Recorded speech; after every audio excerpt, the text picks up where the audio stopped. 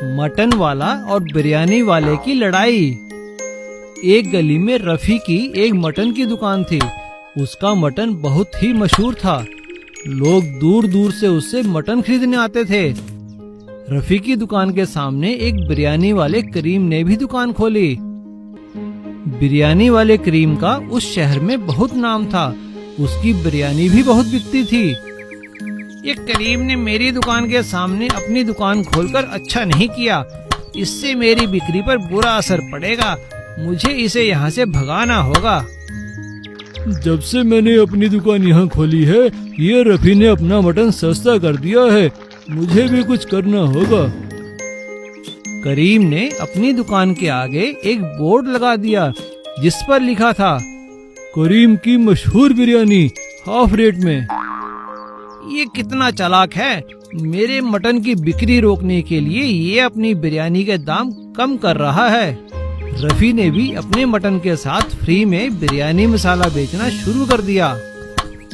अब रफी की दुकान का मटन बहुत ज्यादा बिकने लगा। अब मजा आया।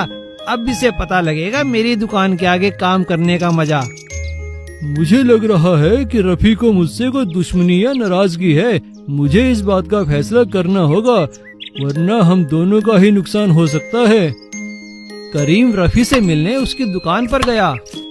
आइए करीम, आइए, क्या खिदमत करें आपकी? भाई रफी, मुझे आपके साथ बिजनेस करना है।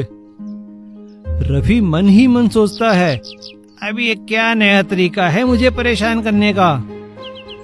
क्या हुआ रफी भाई, आप किस सोच में पड़ गए?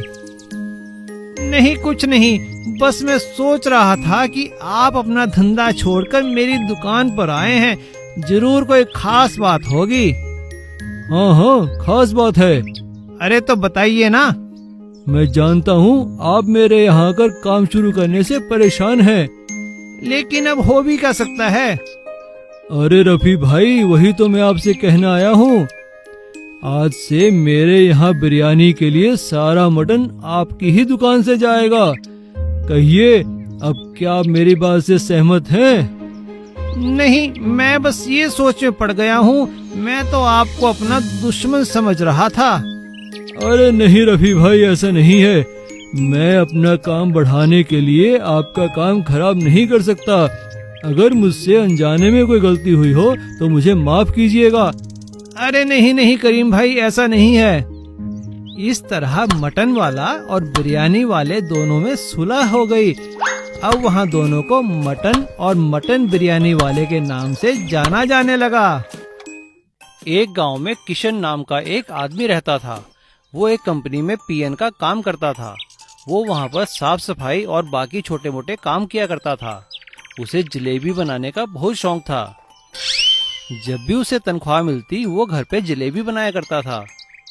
उसकी बनाई जलेबी उसके घर वालों और दोस्तों को बहुत पसंद आती थी। अरे वाह, पापा जलेबी बना रहे हैं, बहुत मजा आएगा। पापा, आप बहुत अच्छी जलेबियाँ बनाते हो। अरे वाह, आज तो आप सुबह सुबह जलेबियाँ बनाने बैठ गए। वाह, मजा आ जाएगा आज तो। आज पड़ोस में हर जगह खुशबू आएगी और लोग मुझे आकर कहेंगे, भाई जलेबी खिलाओ। त्योहार आने पर भी वो घर में ही जलेबी बनाया करता था। अरे भाई, दिन त्योहार पर तेरे पास आने का एक ही फायदा है, वो है तुम्हारे हाथ की जलेबी। सभी को पसंद है, तुम्हारे जीजा जी को खास तौर पर। दिवाली की छुट्टियों के बाद जब किशन ऑफिस गया तब वो देखकर हैरान रह गया कि उसके ऑफिस का मालिक बदल चुका था और उसे नौकरी से निकाल दिया गया था। किशन बहुत परेशान हो गया। हे भगवान, अब मैं क्या करूं? मेरा तो घर सिर्फ मेरी ही कमाई से चलता था। अब मेरा घर कैसे चलेगा? तभी उसका दोस्त मोहन उससे मिलने आता है। क्या हुआ किशन, तुम इतना परेशान क्यों है? किशन मोहन को सारी बात बताता है और कहता है, अब तू ही बता मोहन, मैं क्या करूं? तभी मोहन को एक आइडिया आता है और वो किशन से कहता है, अरे किशन, तू परेशान क्यों होता है? तू तो जलेबी बहुत अच्छी बना लेता है।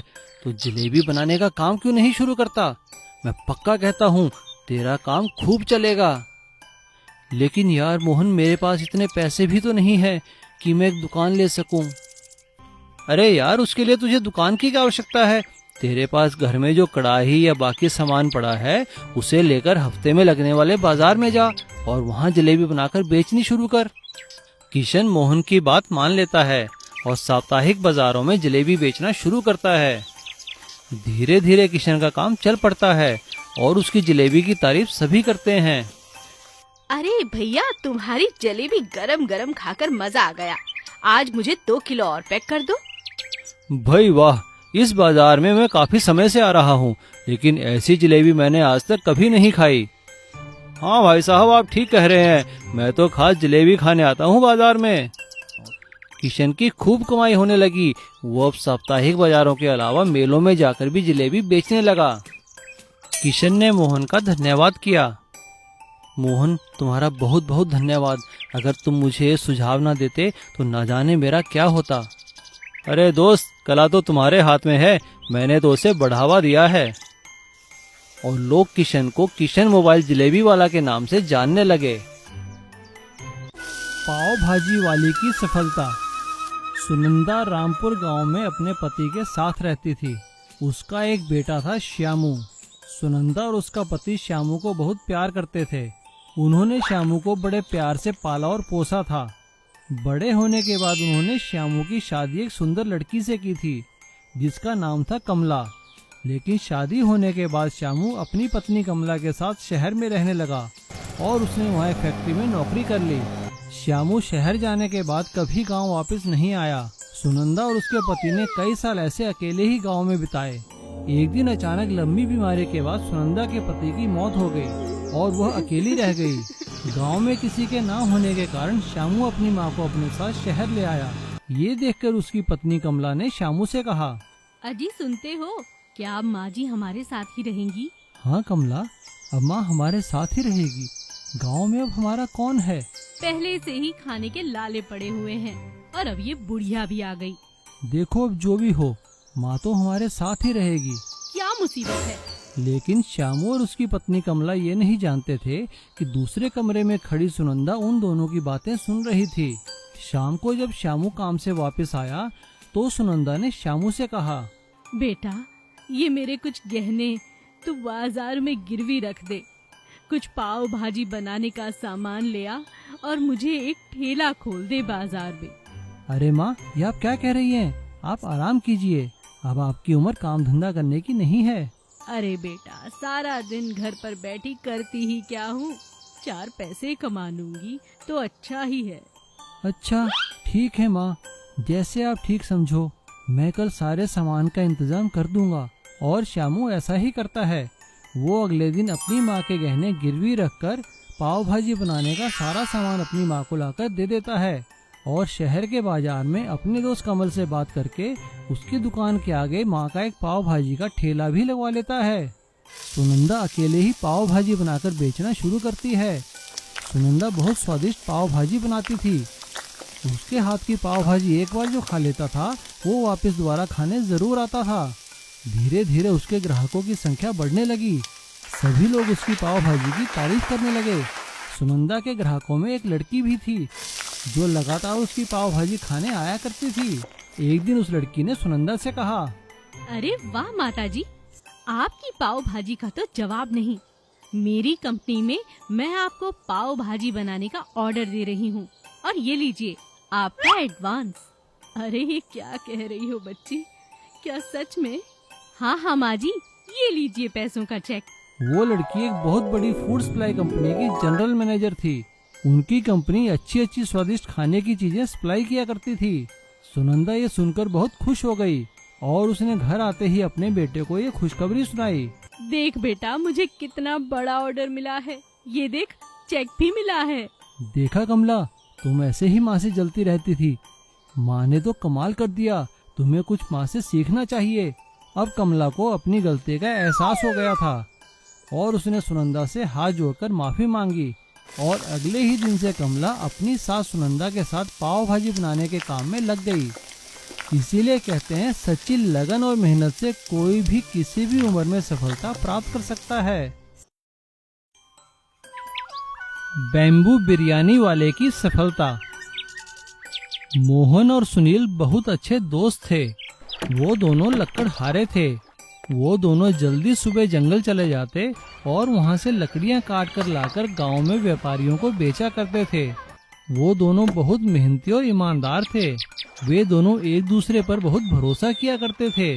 एक दिन जब दोनों जंगल में लकड़ी काटने काफी अंदर तक चले गए, तब सुनील ने मोहन से कहा, अरे मोहन, वो देख तो वहाँ पर।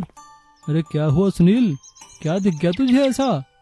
अरे वो सामने देख, नदी पार कितने बांस के पेड़ हैं। बहुत बड़े बड़े बांस के झुरमुट लगते हैं वहाँ पर। ये तो लगता है एक बांस का जंगल है नदी पार।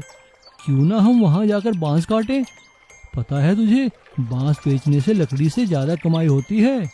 हाँ हाँ ठीक है, चल वहीं चलते हैं। सुनील और मोहन बांस के जंगल में चले जाते हैं और वहाँ पर बांस के झुरमुट देखकर बड़े खुश होते हैं। वे दोनों जल्दी से तरह तरह के बांस काटते हैं और उन्हें लाकर गांव में व्यापारियों को बेचते हैं। व्यापारी बांस देखकर बहुत खुश हो जाते हैं। अरे भाई, कहाँ लग गई तुम लोगों की लॉटरी? है कहाँ से लाए हो इतने अच्छे बांस? क्या और लाकर दे सकते हो? हाँ हाँ सेठ जी, आप जितने कहिए उतने बांस ले आएंगे, लेकिन कहाँ से लाए हैं ये आपको नहीं बता सकते हम। अच्छा ठीक है भाई, मुझे क्या लेना है तुम कहाँ से भी लाए हो। ये पकड़ो पैसे और कल और बांस ले आना। जी सेठ जी। वो दोनों खुशी खुशी पैसे लेकर घर चले जाते हैं और सुबह जंगल जाने की तैयारी करने लगते हैं। बांस के जंगल में पहुंचकर वो दोनों तरह तरह के बांस काटने लगते हैं। तभी अचानक बड़े जोर से बादल गरजने लगते हैं। बादलों की आवाज सुनकर सुनील कहता है, अरे अरे मोहन, जल्दी कर भाई, जल्दी कर। लगता है बहुत जोर का तूफान आने वाला है। हमें कहीं छुपने की जगह देखनी होगी। वो दोनों जंगल में छुपने की जगह की तलाश करने लगते हैं। तभी उन्हें वहाँ एक गुफा दिखाई देती है। वो दोनों गुफा के अंदर घुस जाते हैं। देखते ही देखते अंधेरा हो जाता है। वो लोग आग जला लेते हैं। उन्हें बहुत भूख लग रही थी।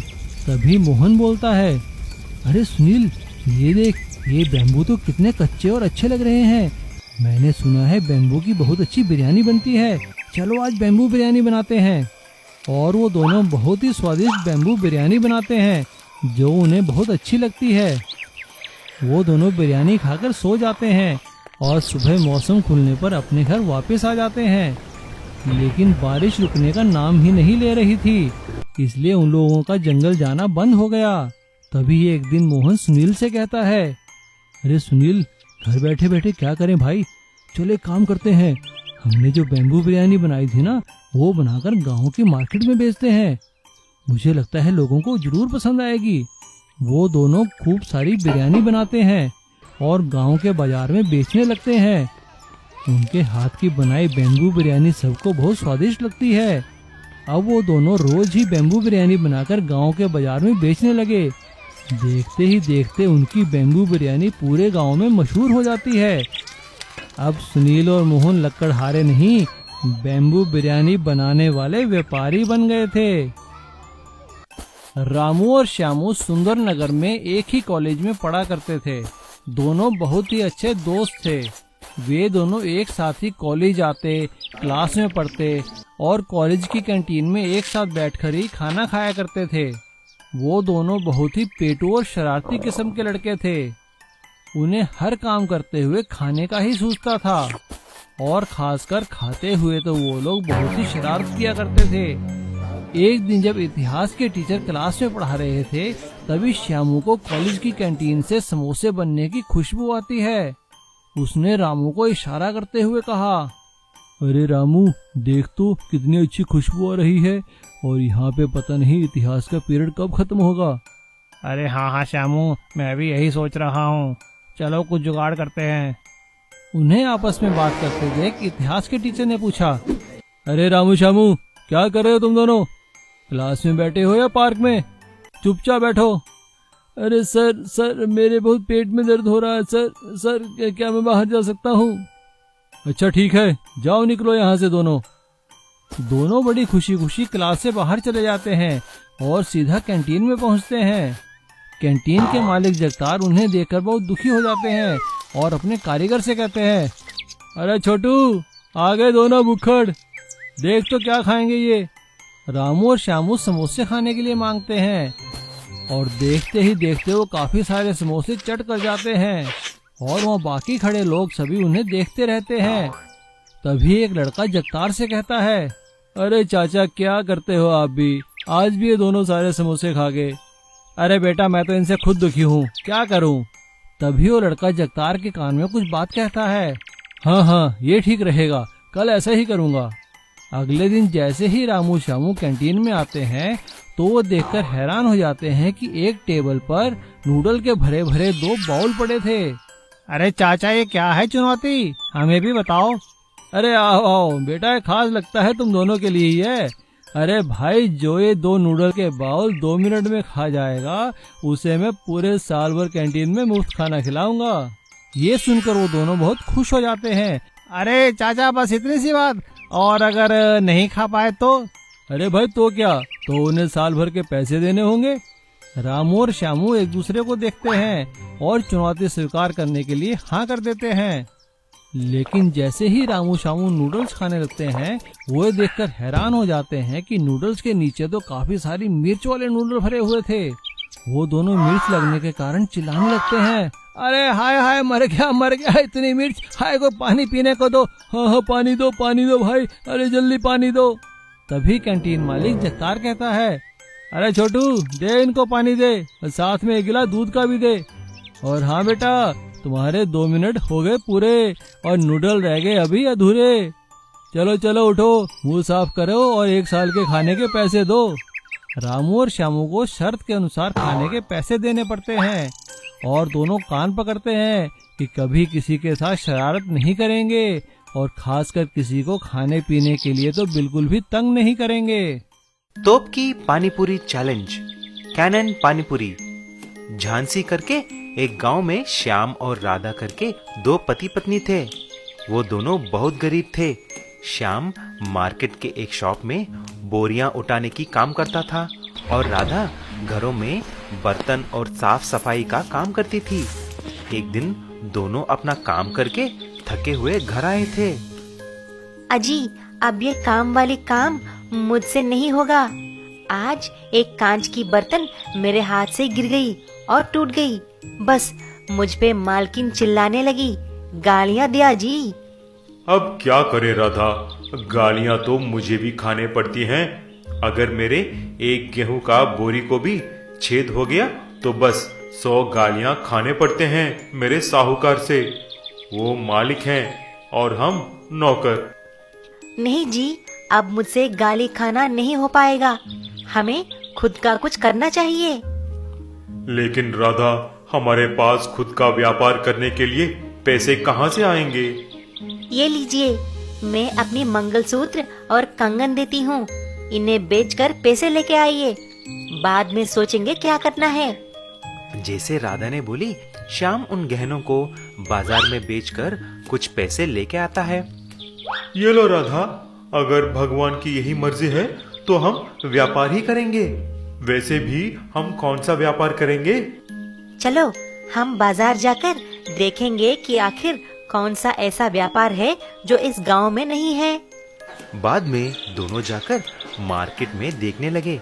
वहाँ पर तरह तरह के व्यापार थे, जिलेबी वाला, मिर्ची बज्जी वाला, पाव भाजी वाला। लेकिन वहाँ पर पानी पूरी का ठेला नहीं था। ये देखकर राधा बोली, देखिए जी, इस पूरे गांव के मार्केट में पानी पूरी नहीं है, तो क्यों ना हम एक पानी पूरी का ठेला खोले। हाँ राधा, तुम सच कहती हो। कॉलेज के बच्चे, स्कूल के बच्चे उसे खूब खाते हैं। लेकिन अगर लोगों को हमारे पास आकर खाना है तो हमको कुछ अलग से सोचना पड़ेगा। अरे मेरे पास एक जबरदस्त आइडिया है। मेरे पास बचपन का एक तोप का खिलौना है।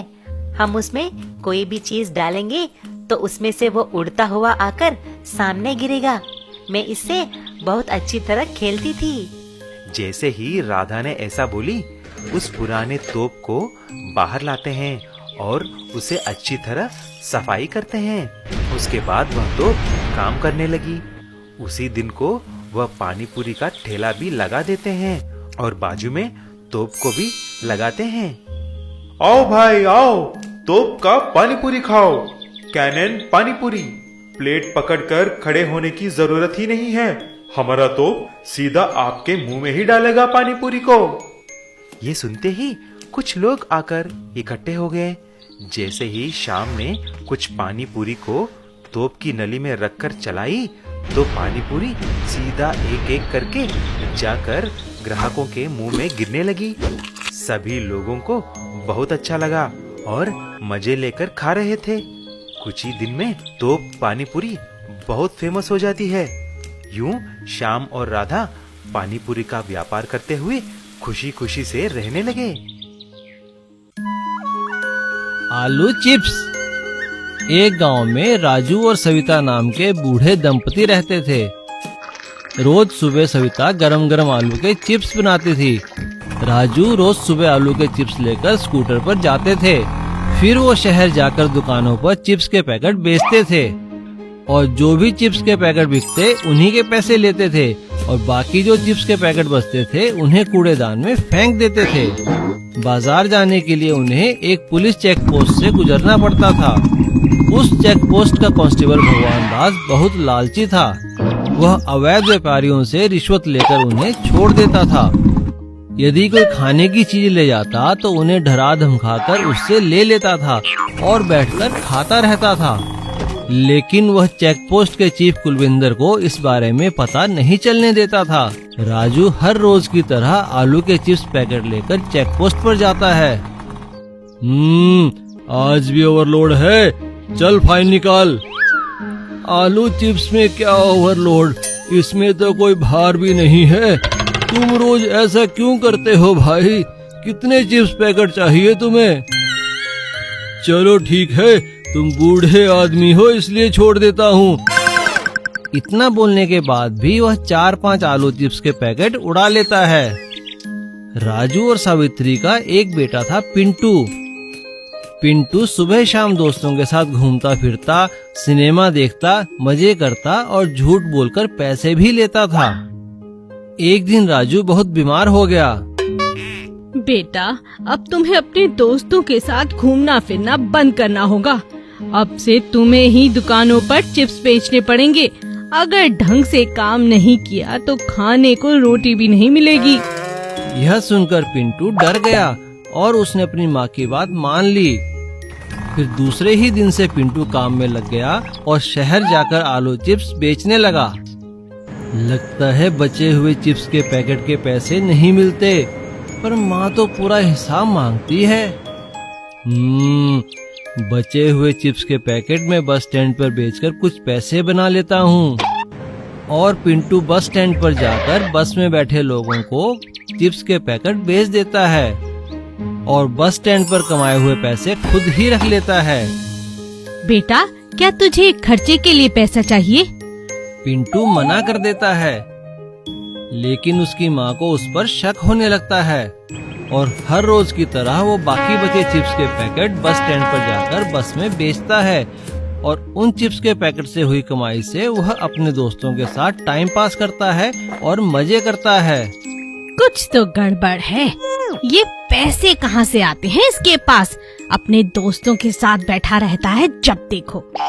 इस तरह 15 दिन बीत गए और पिंटू और उसके दोस्त चिप्स के पैकेट इकट्ठे करने लगे ताकि वह उन्हें एक साथ बेचकर काफी पैसे इकट्ठे कमा सकें। अरे बाप रे, इतने पैकेट इकट्ठे हो गए, अब इन्हें बेचना चाहिए। अरे टेंशन मत ले पिंटू, सुबह ही गांव से निकलकर सब बेच आएंगे। अगले दिन पिंटू और उसका दोस्त चिप्स के पैकेट लेकर उसी चेक पोस्ट से निकले। राजू के चिप्स खाए बहुत दिन हो गए। अच्छा, तो तुम उसके बेटे हो? इतना ओवरलोड, खोलो खोलो, कितने पैकेट हैं इसमें? और भगवान दास लालच में आकर 10 पैकेट चिप्स खा जाता है और उसे पेट में दर्द होने लगता है। यह देखकर पिंटू और उसका दोस्त घबरा जाते हैं। तभी चेक पोस्ट इंचार्ज कुलविंदर वहाँ आ जाते हैं। सर, अरे सर, मुझे बचाइए, मेरे पेट में बहुत दर्द हो रहा है। तेरे खिलाफ तो पहले ही बहुत शिकायतें हैं भगवान दास, तुझे सस्पेंड करना पड़ेगा और इन दोनों को भी फूड पॉइजनिंग के केस में अंदर करना पड़ेगा। और पिंटू और उसके दोस्त को जेल हो जाती है। सीख, गलत काम करोगे तो जिंदगी में कुछ भी हासिल नहीं कर पाओगे। अंडा भुर्जी वाला। सूरज अपने माता पिता की इकलौती संतान था। उसके पिता का अंडों का कारोबार था। अकेला बेटा होने के कारण सूरज को कभी कोई काम करना ही नहीं पड़ा। उसके पिता सब कारोबार संभाल लेते थे। एक बार सूरज के पिताजी बीमार हो गए। सूरज की माँ ने सूरज को समझाया। सूरज बेटा, अब तुम्हारे पिताजी बूढ़े हो गए हैं और वो बहुत बीमार भी रहने लगे हैं। अब उनसे कारोबार संभाला नहीं जाएगा बेटा। तुम्हें अब काम करना चाहिए और उनका काम में हाथ पटाना चाहिए। पर माँ, मुझे तो कोई काम आता ही नहीं। सूरज, जिस तरह तुम्हारे पिताजी फार्म से अंडे लाकर उन्हें दुकानों में सप्लाई किया करते थे, तुम भी वही काम करो। ठीक है माँ, कल से ही मैं काम पर लग जाता हूँ।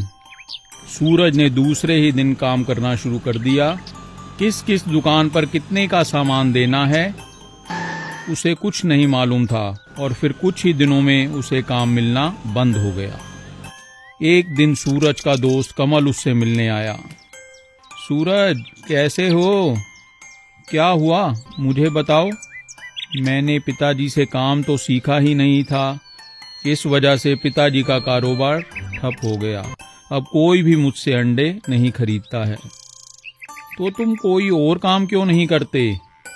ऐसे काम जिसमें तुम अकेले ही माहिर हो। ऐसा कौन सा काम हो सकता है? आजकल सैंडविच बहुत बिकते हैं बाजार में। तुम भी अंडों के सैंडविच बनाकर बेचो। बात तो अच्छी लग रही है तुम्हारी। ठीक है, मैं कल से ही कोशिश करता हूँ। सूरज ने अपनी माँ से अंडे की भुर्जी बनाना सीखा और ब्रेड खरीदकर एक ठेला लगाकर खड़ा हो गया। जब ग्राहक आते तो उन्हें भुर्जी का सैंडविच बनाकर देता। अरे वाह, आज तो अच्छी कमाई हो गई। पहली बार मैंने कुछ अच्छा काम किया है। ये पैसे मैं ले जाकर पिताजी के हाथ में दूंगा। सूरज ने घर जाकर अपनी कमाई के पैसे पिताजी को दिए और उसके पिताजी बहुत खुश हुए। शाबाश बेटा, तुम जैसा बेटा पाकर मैं तो धन्य हो गया। बेटा, बस इसी तरह खूब मेहनत करके अच्छी कमाई करो। कुछ ही दिनों में सूरज के बनाए हुए सैंडविच दूर दूर तक मशहूर हो गए और उसकी कमाई होने लगी।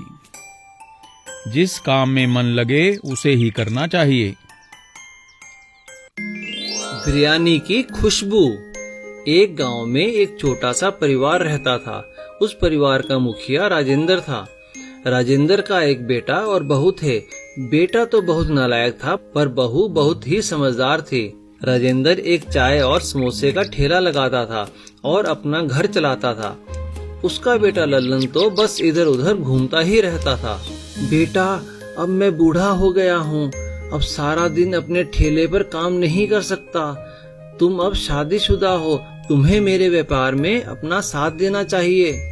नहीं पिताजी, मुझसे यह नहीं होगा। मैं तो सारा दिन एक जगह खड़ा नहीं रह सकता। मैं कल से आपके साथ ठेले पर जाऊंगी, आपकी मदद भी करूंगी। पर बेटा। मना मत कीजिए पिताजी, मुझे अपने साथ ले जाना मत भूलिए। मैं भी आपके बेटे की तरह हूँ। ठीक है बेटा, तुम कल मेरे साथ चलना। अगले दिन लल्लन की पत्नी ने सुबह सुबह उठकर थोड़ी बिरयानी बना ली और अपने ससुर के साथ चल दी। ये मेरी बहू है, आज से ये मेरी मदद करेगी, आपको गरम गरम समोसे खिलाएगी। ये बहुत गुणी है। राजेंद्र, आज मुझे बहुत भूख लगी है, क्या और कुछ भी है खाने को? वैसे कहीं से बिरयानी की खुशबू आ रही है। मैं थोड़ी बिरयानी लाई हूँ, क्या आप वो खाना पसंद करेंगे? हाँ हाँ, खिलाओ। अरे वाह, बहुत स्वादिष्ट बनी है। रोज लाया करो, इसे खाने के लिए तो लाइन लग जाएगी। बेटी, ये काम अच्छा है, क्या कहती हो? हाँ पिताजी, इससे हमारी कमाई दुगनी हो जाएगी। कल से मैं ज्यादा बिरयानी बना कर लाऊंगी। कुछ ही दिनों में उनका बिरयानी का कारोबार इतना बढ़ गया कि उन्होंने एक दुकान ले ली और उसे होटल बना लिया। पिताजी, आप दोनों ने इतनी मेहनत करके होटल बना लिया है। अब मैं भी इधर उधर घूमकर थक गया हूँ। आप कहें तो मैं आपके साथ मिलकर बिरयानी और चाय समोसे बेचूं। हाँ बेटा, बहू ने तो इस काम को इतना बढ़ा दिया कि अब हमें और लोग चाहिए जो हमारी मदद करें। अगर तुम भी हमारा साथ दोगे तो बहुत बढ़िया होगा। सीख, कोई भी काम छोटा या बड़ा नहीं होता। अगर मेहनत किया जाए तो छोटा काम भी बड़ा हो सकता है।